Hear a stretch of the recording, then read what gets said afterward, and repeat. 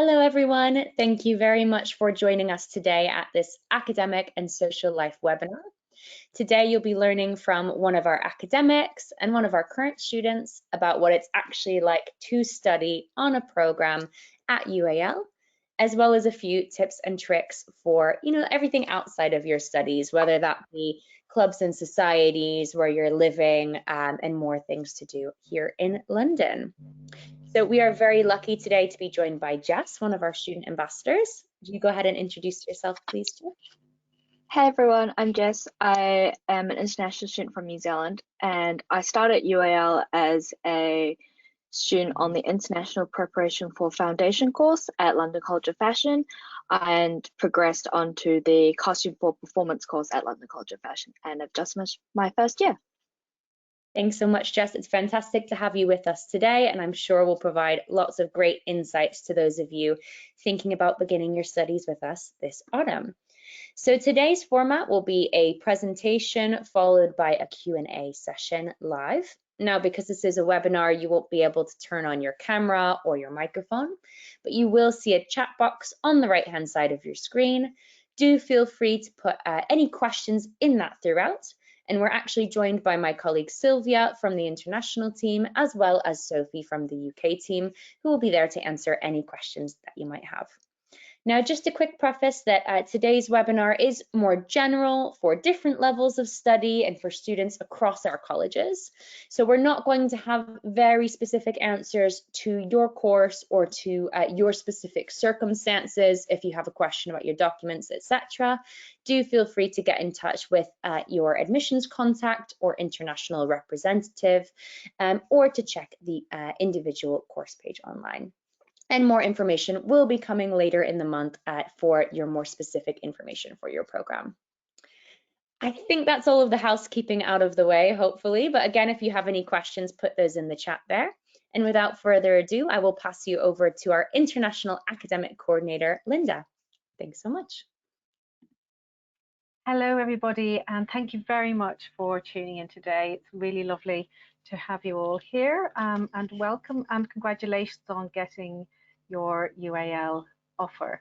Now, I'm sure some of you are a little bit concerned or have some anxieties or are very excited about joining us in London, and hopefully today we'll be able to give you a brief guide to studying and life at UAL and be able to answer some of the questions or queries you have. And if we can't, we'll try and get back to you. There is a Padlet as well in the link, so you can put and enter some questions or some queries that you might have. Okay. So again, welcome to University of the Arts London. We're going to really look at things about how we teach, how we learn, tips to stay happy and healthy while you're studying, and of course try and answer some of the questions as we go along. There's a Padlet if you want to access this, and you can input some of your thoughts on that. I'll just leave it there for a second in case you haven't got your phone ready. Okay.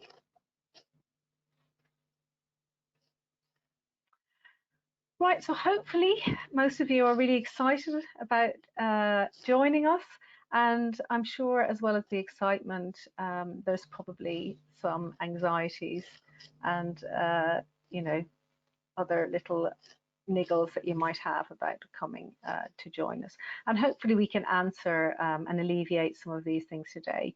So we really want you to start thinking about things that you are looking forward to, people you might meet, what you hope to see, what experiences, and hopefully some of these things will, you know, live up to your expectations. So things like, what are you nervous about?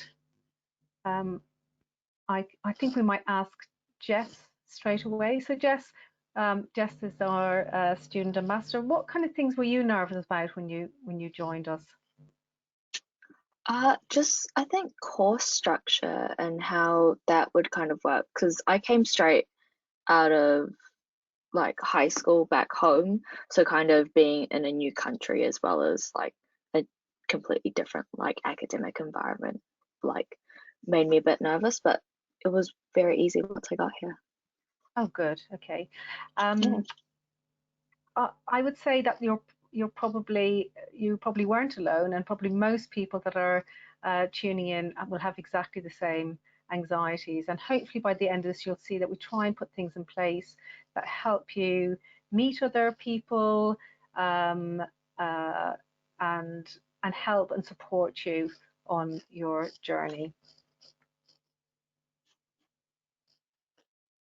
Okay, I'm sure at this stage, most of you probably know that UAL have 6 colleges. You're probably going to attend, or you will be attending one of these colleges. And we also have institutes. So we have the Creative Computing Institute, the AKO Storytelling Institute, Decolonizing Arts Institute, and the Fashion, Textiles and Technology Institute. I think the first thing we'll talk about is the teaching and learning, because teaching and learning can be quite different to UAL compared to maybe where you're living and the teaching and learning styles in your country. And there might be some things similar, but in my experience, I've been teaching at UAL for about 15 or 16 years before I took on the academic international role. And I found that you know, and especially since visiting other countries, I've gone to lots of schools and institutions and other universities. And I think sometimes students are in small classrooms and maybe getting an awful lot of one-to-one support from your tutor, or you're in a very intense learning environment and you don't get any time to yourself. And so all of these things might be quite different to what you will experience at the university. And so hopefully we can talk about some of these as we go through. So today we have people from all levels of study joining us. So you might be FE or pre-degree, which means that you're doing a course before your actual degree, so you're just out of school. And then you might be here starting a degree, or you might be here on a postgraduate study. But I think all the things we talk about should apply to all of these levels. So how you learn. I mean, I think you can't just think about learning coming from a teacher, because we don't just learn from a teacher. I mean, the teacher and lecturer also learns from you. In all my years of teaching, I learn from the students as well, and that's, you know, it's very rewarding occupation in that way. So don't think of everything just coming from the teacher. You have to kind of think of learning as being osmosis from lots of different ways. So you will have one-to-one tutorials, which would be just you and your personal tutor that you will meet and obviously discuss your work. There will be group tutorials, and that's when you're in smaller groups, all again talking about your work or topics. And then there might be large or small critiques, and the critique would be very common within your university. It's where you will show your work, look at other students' work, hear them talking about their work. And it's, I think critique is often a difficult word because it sounds like people are criticizing you, but actually it's a really good way to learn and have feedback in your journey. We've got seminars, formal workshops, open access workshops. So open access would be for everybody. So that might be ones that you might sign up to. So for example, you might be doing graphics, but there might be a photography workshop that's open access that everybody can sign up to. So you might want to look out for those.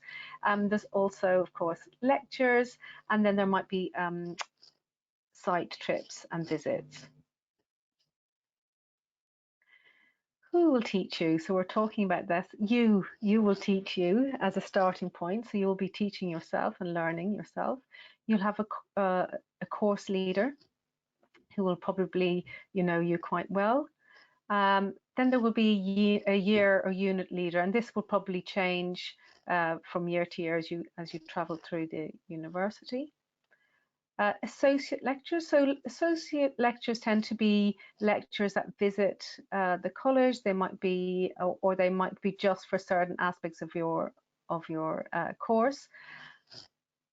And they tend to be practitioners or experts in their field, so that you can really get some more personal insight about your work or projects.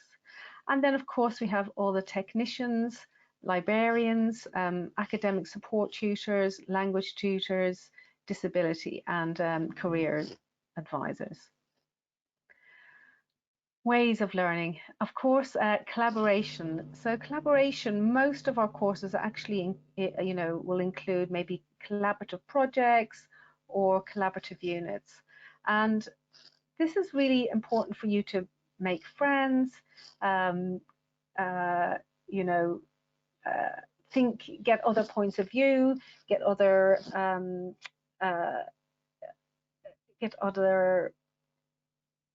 influences. So for example, if you're in a collaborative group and some of the students are from different countries, you might get a completely different perspective on maybe the subject.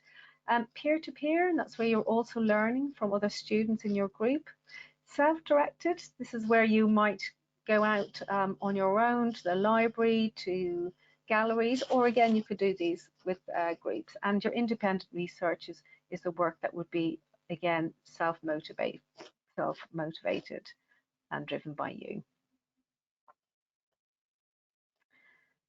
So lectures, they tend to be quite built into your units and your course, and they often very much align maybe with the projects and the work that you're taking. Although sometimes we might just have visiting practitioners or well-known artists or speakers or writers, etc. And there's the seminars, which tend to be smaller, more intimate type of groups. One-to-one tutorials online.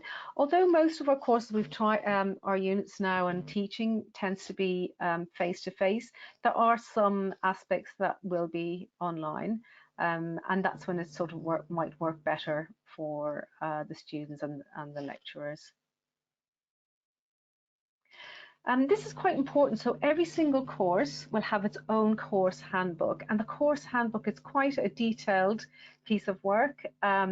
It will tell you everything about your course. So it'll give you the structure, the aims, it'll give you assessment information, and it'll give you a breakdown of all the units and the learning resources in your course. And every course will have one of these. These are on the Moodle site, which we'll talk about that a little bit later, but that would be a site that's aligned to your course, and it will definitely have the course handbook. I would recommend that you read it because it often has things and some information that you might be interested in throughout the course. It is quite detailed, but yeah, it's quite good to read, maybe before you start. Assessment. So perhaps you're at school at the moment and you just have an A level or an IB or whatever country you're in, AP, whatever that you're doing, and you might just have one exam at the end of the year. Whereas assessments might be different at UAL to what you're used to. So there might be course units, then there's formative and summative assessments, holistic element assessment. So these might be, for example, where your tutor will give you some feedback, and the feedback might be that actually you're just on course to get a pass, but actually if you do A, B, and C, this will really improve your grade. When you get a project, it usually does tell you on the project the assessment criteria and what you need to do. And if you're unsure about that, you can ask your tutors and you can ask the academic support, and they can break that down to you. But it's not, it sounds much more scary than it is when you see it like that, and they will obviously alleviate your anxiety about the assessments as you go along. We can explain that further if you like. And this is something that we use within the UK, degree classification. So if you're starting on a degree, you will, if you do very well, you'll get a first. If you get a 2-1, that's an upper second, a 2-2, and a third. So these are the grading criteria for degrees. And then for a master's or postgraduate study and a foundation, it will be distinction, merit, and pass. So it's not A, B, C as you might have on some of your courses at the moment. This is how we grade at this level. Time management. So I would say in my experience and in the many years of experience, I think this is one of the tricky elements that students sometimes find. Some students are very naturally good with their time management, but other students really struggle. And I think for some students, especially students that maybe have been at a very organized school, that the teachers will tell you exactly what you're doing every hour of the day, this minute you're studying, this minute you're in a class, or very pushy type of environment, so you have no problem in managing your time. You will have to learn to manage your time much more on your own and independently when you start. And in my experience, students really do improve. So don't worry if you know that you're bad at managing your time. You will get better. Okay, so within your time of day, maybe thinking about planning, map, and breaking it down into different time zones and importance. So for example, if this is your working week, this is the mandatory sessions that you need to attend. So you will have to go to a tutorial, you might have to hand an essay, you might have to attend a particular talk. So I would recommend that you put those in as absolute tasks that you need to do as part of your working week. And I think, as you can see, then there's quite a lot of time that you might have free, or you think, oh great, I've got loads and loads of free time, but actually we do expect you to be working and looking and researching into your project in some of this time. So start thinking about how then you lay out your working week. So for example, you might put in an appointment for some study support if you needed more help on your projects. You might put into a gallery or research visit, and you might even do that with a team or people that you're working with. Library, things like that. So you're kind of building up a week for study time and independent study that you really need to start thinking about building up that time. Obviously, we do want you to have a personal life, and we want you to have downtime, and it's really important that you do have a good work-life balance, but really start thinking about building up your own timetable. Jess, I don't know whether this is a good time for you to add in. How did you find your time management? My time management wasn't great when I started. I'm not gonna lie, it wasn't great, but we've gotten a lot better now, so that's good. I found that especially with time management, once I started on the course, a lot of times at least on my course, because we had so much like practical work, we need to be like making physical like costumes and things like that. Getting together with like friends on the course and coming in during those days that were like open like access days where you could just be in the studio all day, or like at certain points of the day, that really helped, because it almost felt like you were getting your friends together to like work on stuff together. And also during that time you're learning from each other and getting help from each other as well, and sometimes tutors are also roaming around so you can ask them questions at any time. Great. So it's actually quite nice to hear that you did struggle a little bit. And so what do you think helped? Was there any kind of major advice that you can give to the students listening? I think it was just like the people around me, like obviously like on the course everyone's kind of doing the same or similar things, that once you're like together, like doing it together, you're almost like motivating each other to like keep working on stuff even if you're like tired or it's been a long day. So you're quite lucky that you ended up in a group that was quite motivated and Yeah, working you quite find hard. that, yeah, you find that a lot, especially since everyone is obviously very interested in like the courses we're on and like Yeah. interested in art and doing creative things, that it kind of naturally, without even thinking about it, motivates you and others. Yeah. I mean, I do think if you were a student here and you're a little bit worried about that, and maybe you're a quieter student, or you find that it's not, as easy for you to, um, to make friends, or maybe you have a language barrier, that it is still worth your while coming in on those days and coming to the library, or, trying to get involved if there is open access days, because I do think that will help and support you and also motivate you to work. Great, thank you, Jess. Okay, so your future learning experience. So I think UAL are really committed to equality, diversity and inclusion. We have really put a lot of things in place to really hopefully support you. We want to have different voices, we want to have diversity, and we want to have, and we insist on having this, equality.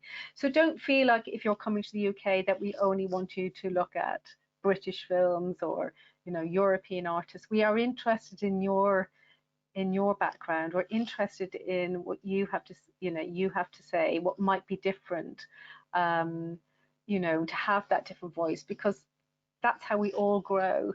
So don't ever feel that we don't want to hear that. I think it's really important that that you do feel like you do have a voice and that you are included and that you can actually share some of your life experiences.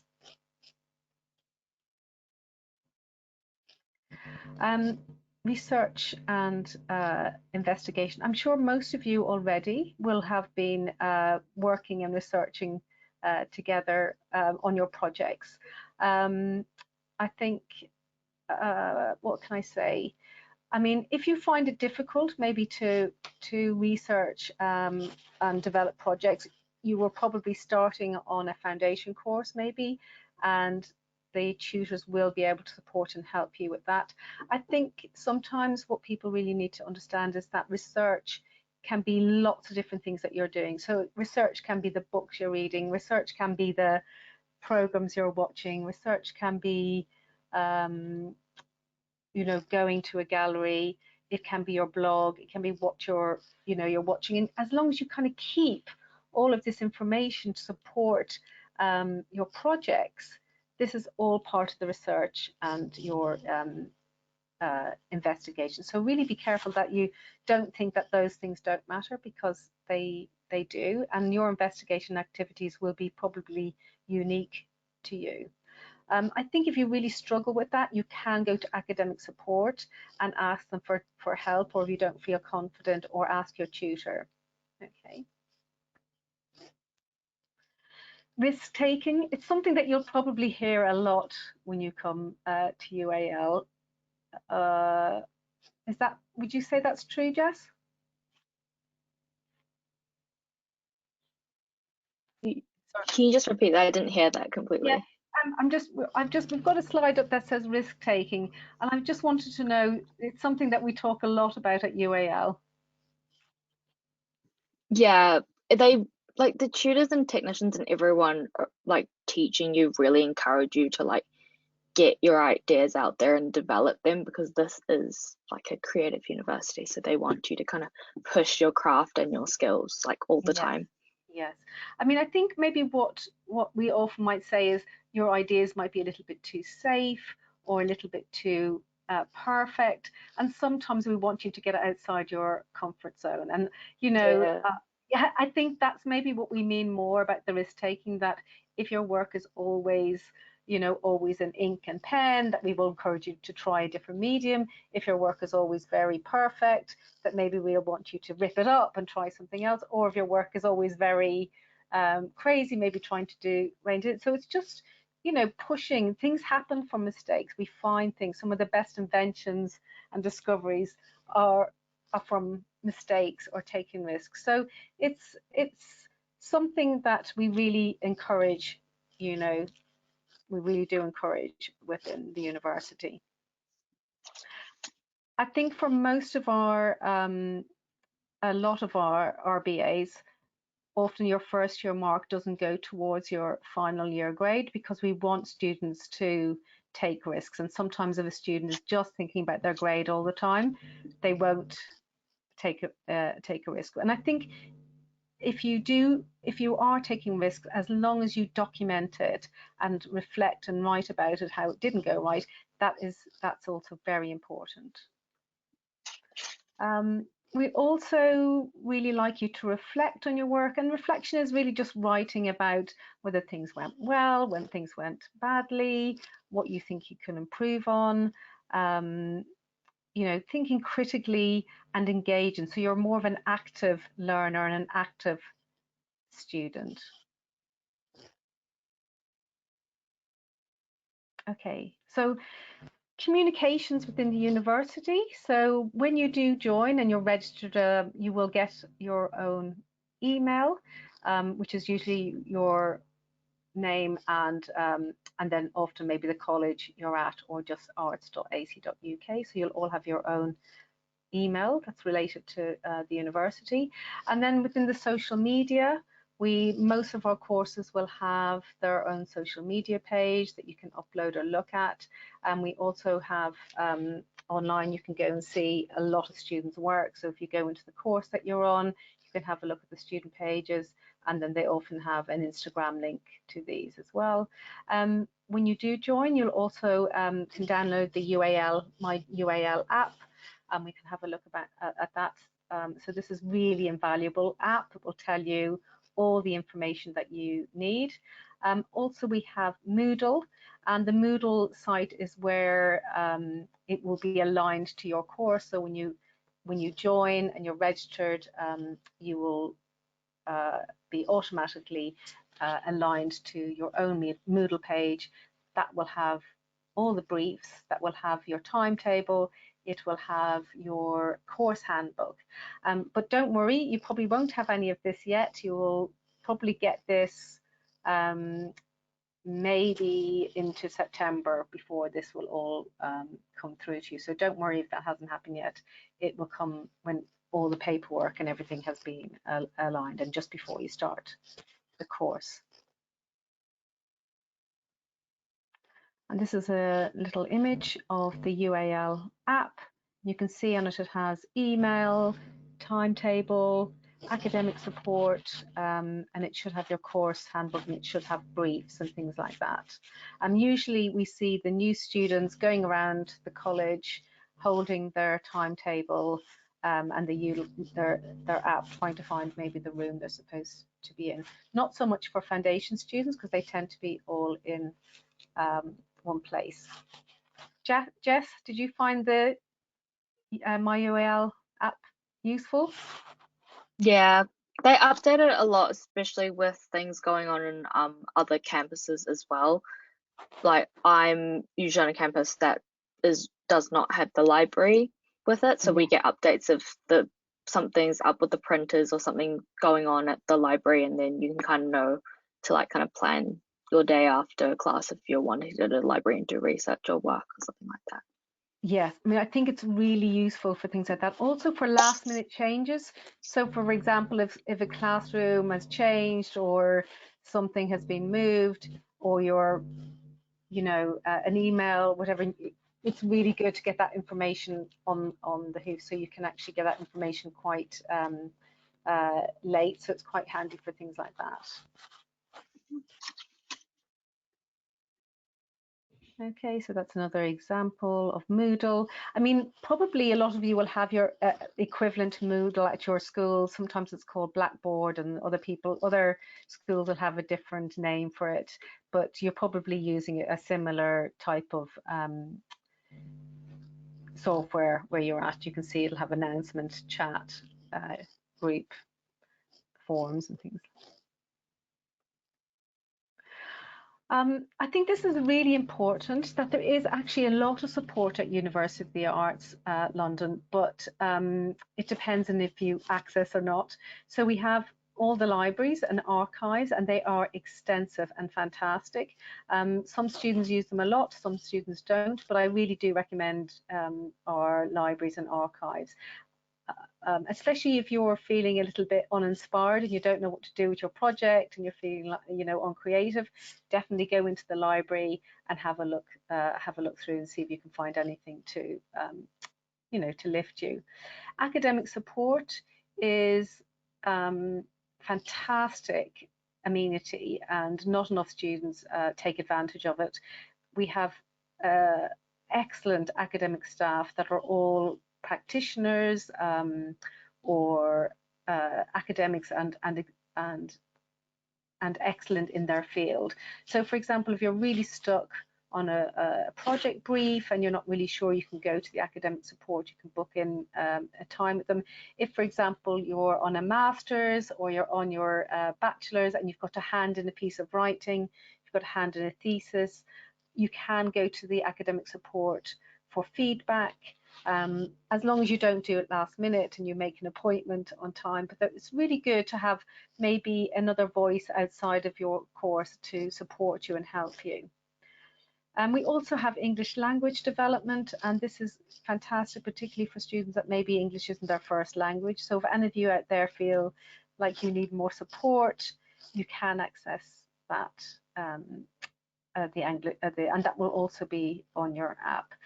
The student advice and funding. So if you're having any problems with funding or you need some advice, maybe with healthcare or you know, accommodation, anything like that, you can access that.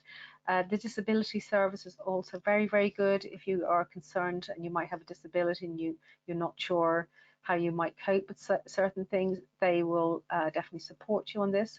We have an excellent careers and employability service, and the university has listened to feedback over, you know, the years, because we have a lot of, you know, students are concerned. They really want to make sure that they're, you know, that careers and employability is a big concern for a lot of students. So we have got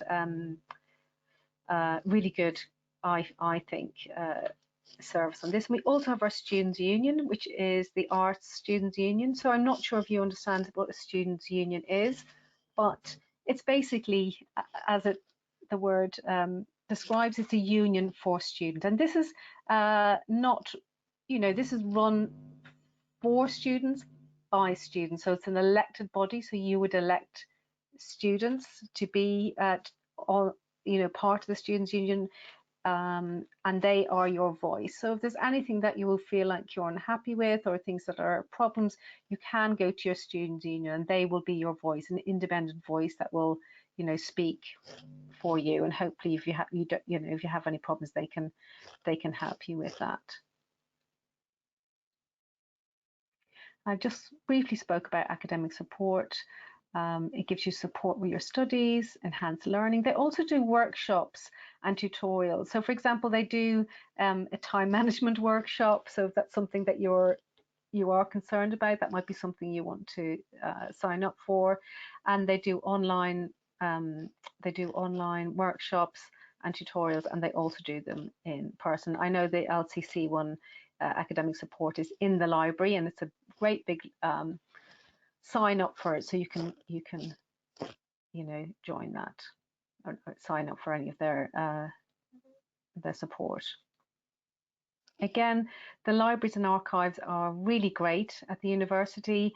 All UAL students can use all the different libraries, and I know that some of our students go to different libraries, or they might find that the LCC library is quiet compared to other libraries. So we do find students using all the different library services, and they might find and meet other students in there.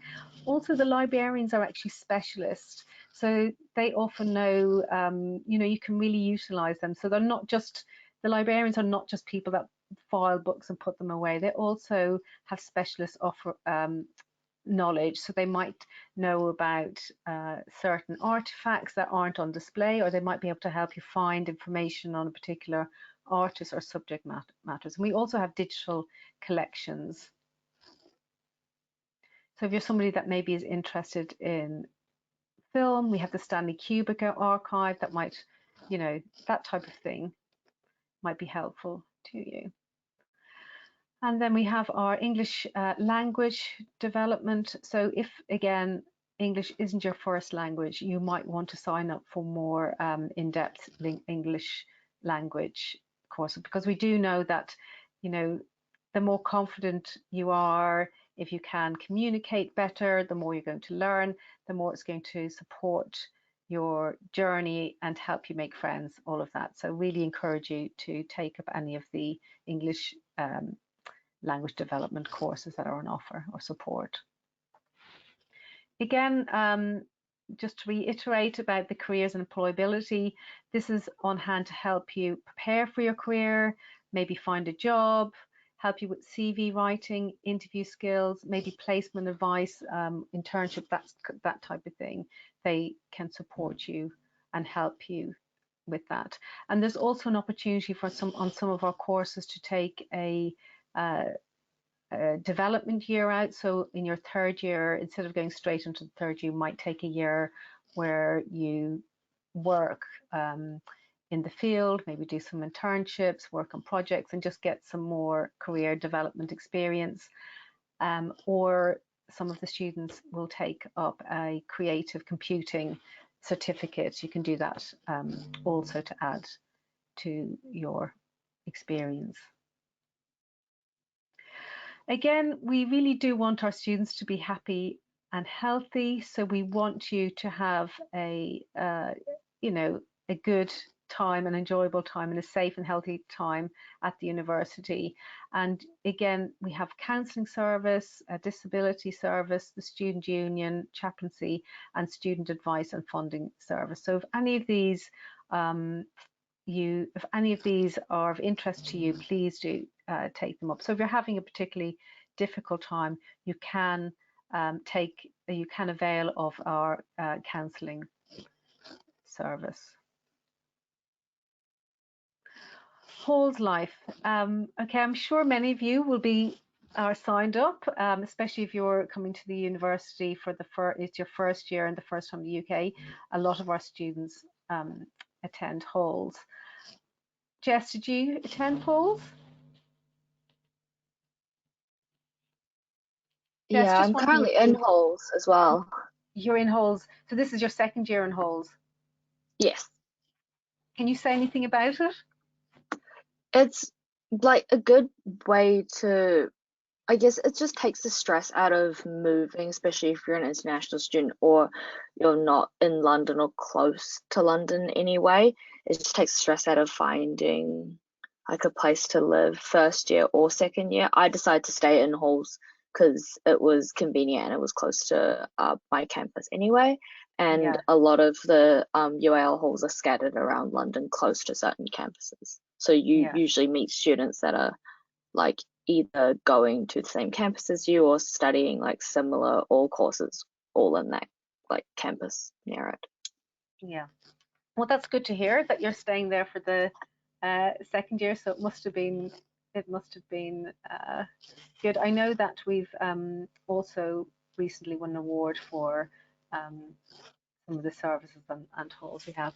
So really, whole life supports students living in halls, their overall well-being, settling in and making friends. So often it's easier maybe to meet people for the first time if you're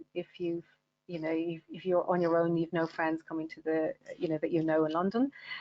We have a Here For You program. It supports mental and sexual health, isolation, neurodiversity, things that might concern you. Again, coming to the UK. We do like to nurture community spirit in the halls, and they often hold events, workshops throughout the year for all the UAL students. Okay. So life in London, I think this is probably one of the most exciting things about coming to London for the first time, or if you've been here already, you'll probably have some experience being out and about. Personally, I really love London.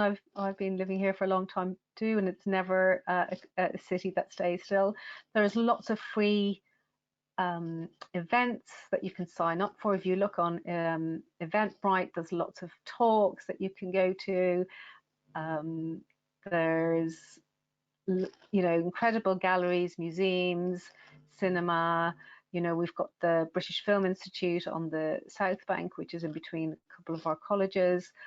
And I think for art, design and creativity, London is just a fantastic city to visit.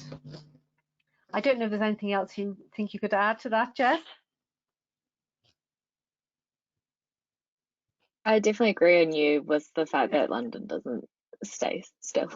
There's so much going on, but you also find these kind of pockets of quiet like spaces in London as well that are less like what you think of as a very, very big city. So that's quite nice. Like it strikes a good balance. Great. And there's a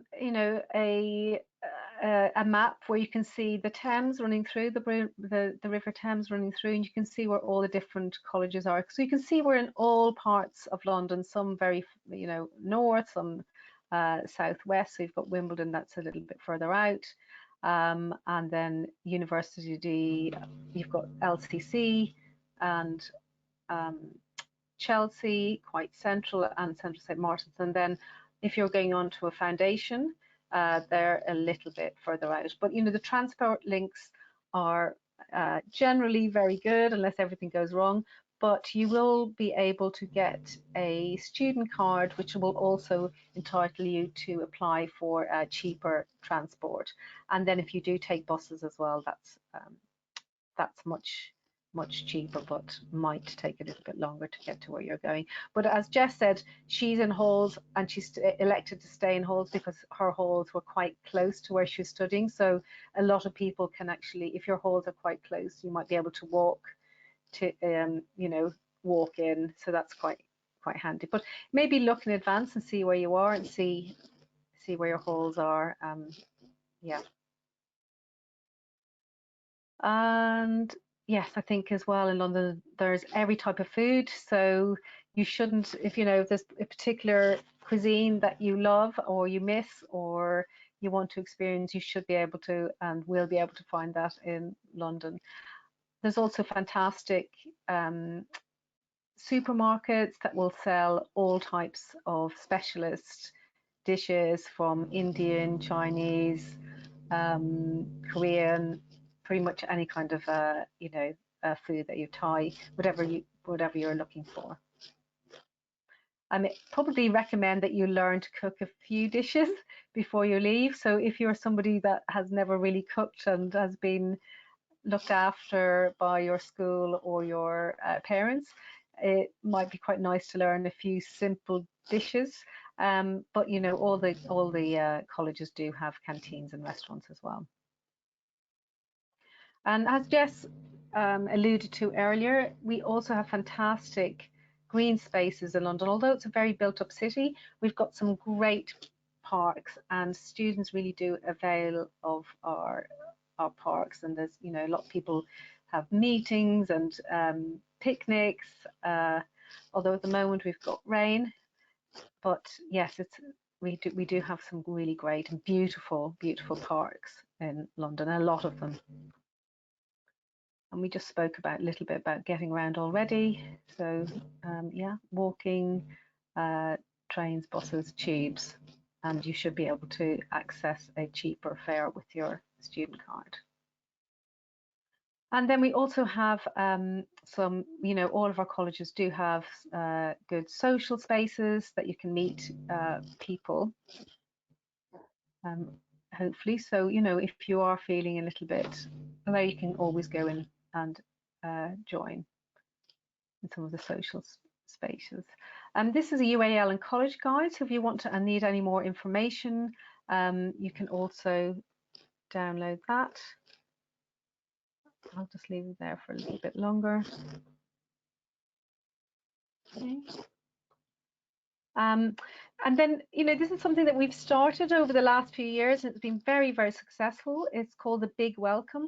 So this is an opportunity for you to all join in. We have lots of events, we have workshops, societies, things that you can join at the Big Welcome. So this is a great opportunity for you to all go out and meet other students that are at University of the Arts starting. Did you do any of the events for the Big Welcome, Jess? No, both years I've actually been here, I wasn't in London during the Big Welcome event, but I've seen a lot of posts on social media when they are going on, and there's definitely a lot going on. You see a lot of people and a lot of like students that are new to the uni definitely go and like check all the like stuff out, and it's cool to also Yeah. like get around the space and like see it. I think for the first time for some people as well. Yes, there's a lot going on, so you should be able to find something that you would like to join. I mean, I think also at the Big Welcome, it's an opportunity for you to maybe look into societies, and that's another way that you can meet people. You can also, if you're really, if you look at all the different societies we have, like the sports societies or film societies, and if there's something that you think is missing, or there's a society that you would like to set up yourself, you can go to the student union and set up your own society. So, you know, that might be something that you're interested in. Okay, so we've got some little bit of time left. Thank you very much for joining. Hopefully we've answered some of your questions or queries you might have, but if you have put a question, we'll try and answer it now, myself, Jess, or anybody else. Thank you so much, Linda and Jess, for sharing your experiences and for a very comprehensive overview of academic and social life here at UAL. We would like to invite everyone to put your questions in the chat now. We have had a few come in throughout the talk. Thank you very much to Sylvia and Sophie for answering those that have been a little bit more specific to individual scenarios. But we'll do a few more that might be more applicable to general students at the moment. So one student has asked about what does the schedule look like week to week for different courses? They've specifically asked about foundation, and obviously this will vary quite a bit depending on what course you're on. I thought maybe, Jess, you did an international preparation for fashion course, which is pre-degree level. Could you maybe talk a little bit about, what your week looked like? When were you in college? What time was dedicated to self-study, etc.? Yeah. So during foundation year, I was on campus about 3 times a week, maybe 4, and it was either for a whole day. So I would like go in maybe like Monday or Tuesday was like the full day, and then Wednesday morning was like an online seminar or lecture or something like that, just because the preparation like foundation course was such a big course that it was just easier to do online, and then we'd come back into campus in the afternoon as well, and you would kind of do that for a term, and then the timetable might slightly change, but usually I find that we were on campus like 3 times a week.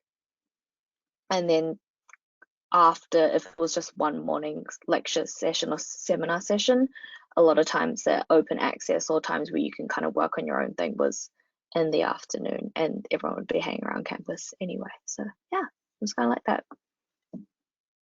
Yes, and I'd like to just add to that. So if, for example, and I know this question has come from a foundation student, that generally speaking on the foundation, most of the students will be on a diagnostic pathway, which basically means that you will be trying lots of different subjects at the beginning, and a lot of those might be some collaborative projects. So that's a really important time that you will be coming in, because you'll be trying out all the different areas. So you might be trying screen printing, some film, some animation, some illustration, fine art, or maybe in your case, Jess, it would have been all the different areas around fashion and fashion design, Yes. where that type of, media. Yeah. So I think that's probably quite a busy time the first few weeks, because you're probably having to be in a lot and really engage with the different areas of the diagnostic.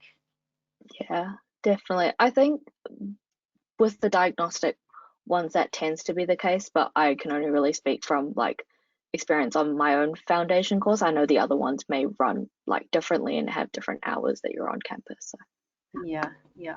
I mean, I think what I would say to students in my experience is that, you know, generally speaking, you'll probably have 2.5 days um, of you know, workshops, courses, tutorials, things that you will have to go to, and then you probably will have maybe 2 days a week that you don't have things, you know, if the time might align to maybe 2 days a week that you will look like you've got nothing in your diary.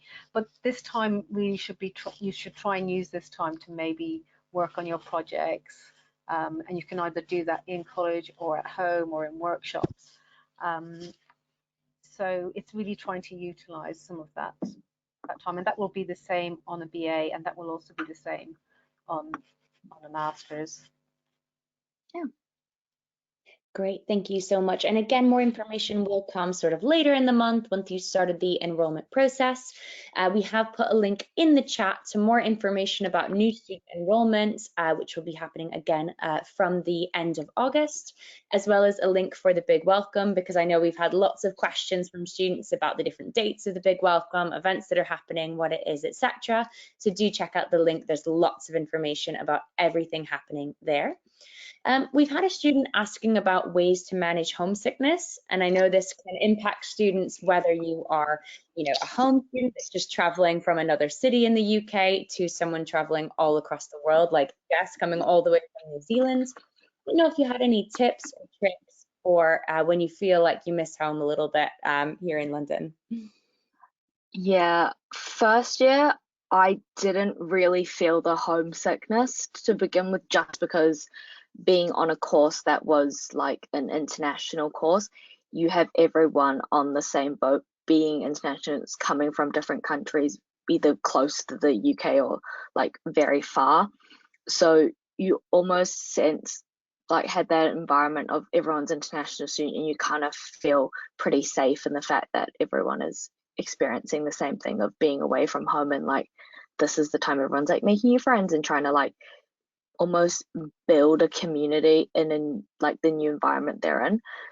This like past academic year is when I really felt it, because I went home during summer, and then coming back here, what I ended up doing was like setting up times to like call my friends back home. So we'd always do it, okay, every week on like a Saturday, like whatever time worked for us, we'd be like, right, this is the time we're gonna call, even if it's just for like 20 minutes or something, just to like catch up, and you almost feel like you didn't really miss anything from home, because they all kind of like updated me and stuff. So I found that just trying to keep in touch with people like from home when you can, especially prioritizing like calls and with family as well, really helped that.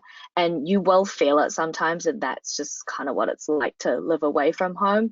And I find that if I just kind of like accept that, yes, I am feeling like I am feeling the homesickness, it will pass, and then it kind of comes in waves and you do feel it, but it's good to feel it, let it pass, and then kind of like go about your day, because London is very exciting and being here is very exciting, that sometimes you like the excitement kind of overtakes the like homesickness. I mean, yeah, I think sometimes people talk about homesickness as if it's just not something serious or something a little bit flippant, or but actually some people can get very, very sad in their way, and I really do encourage you to, if you know, if you feel like it's debilitating, you do need probably some more help with that. So maybe try and get some counselling, or you know, talk to other students. So don't keep it all inside, because I'm sure you'll find other people have the same. Yeah, definitely. Definitely, and student support can absolutely help with that if that's something that you feel like you need a little bit of help managing.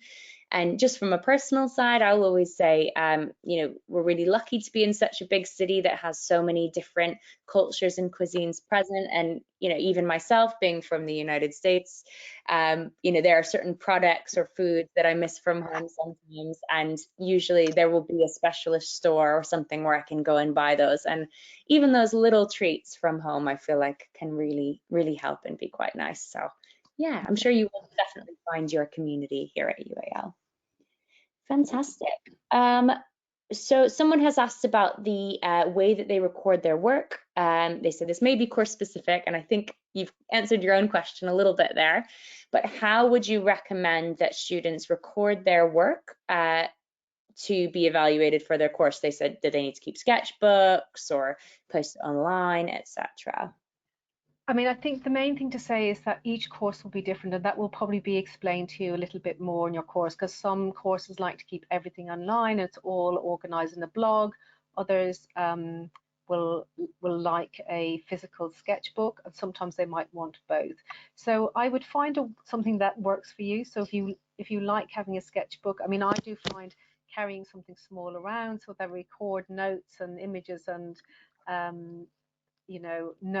things to myself. I might keep them and stick them in, but also even just using your phone and maybe uploading them and keeping them afterwards, writing down stuff. So it's kind of keeping a big log of all the things that you are doing or interested in or feeling. And we're talking a little bit about when things fail. It's really good to keep notes about that. If you're going to the cinema and you see something, being that active active learner, that you're maybe taking notes with that. I'm not sure if that really explains it properly, but it's really keeping a record, and how you keep that record might be specific to each course. But if you do it on your phone or your computer, or keeping a physical journal blog, it's being able to produce that evidence.